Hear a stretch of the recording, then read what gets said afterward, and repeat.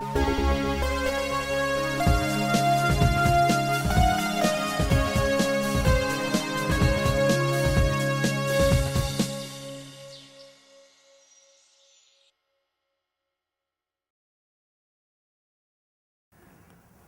בני חורין, בני חורין. ברוך השם, יצאנו מעבדות לחירות, זכינו להיות בערב הנפלא הזה בני חורים. ולכן אנחנו צריכים להסב. את האמת, שבזמנם זה היה הרבה יותר ברור איך מסבים. פעם לא היה שולחן, כיסאות, הדרך הישיבה הייתה על מזרונים, על קריות. ממילא כולם ידעו מה זה הסבה.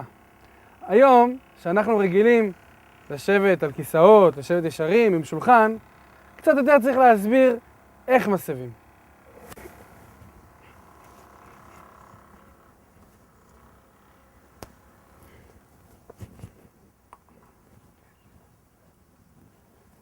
את ההסבה אנחנו עושים על צד שמאל.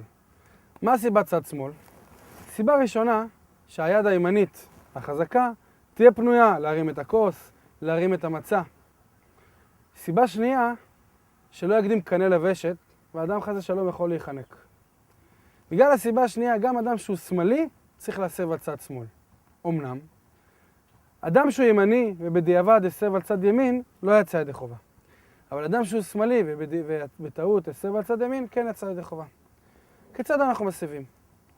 אנחנו צריכים להרגיש חופשיים, כמו שצריך. משווים על צד שמאל, מרימים את הכוס. הכי טוב זה להכין כוס, להכין כיסא עם שני ידיות, אפשר בקלות להסב, אבל גם מי שלא, כמו פה, פשוט להרגיש, פשוט בן חורים. תודה רבה ריבונו של העולם.